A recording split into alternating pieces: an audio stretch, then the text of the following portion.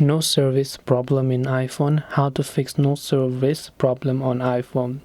So hey everyone, welcome back to the channel. In this video we're going to learn how we can solve if our iPhone says no service, so make sure to watch the video till the end. Now if your iPhone displays a no service or SOS message, it could be due to a couple of reasons, including if your airplane mode is on. So just check whether your airplane mode is actually enabled, and if it is enabled, then make sure to disable your airplane mode. The other thing you can try to do is you can try to restart your iPhone, then turn on or off airplane mode, then check for your carrier settings update. So make sure that your SIM card is also inserted properly and that you're being able to use your cellular data as well. From there, you can also try to contact your network provider. So depending upon your country and the network provider or the carrier service that you're using, you can try to contact the customer care. So I hope that this video helped you. If you have got any questions, queries, or doubts, feel free to leave them down below. Thank you for watching till the end of this tutorial, and see you soon in the next video.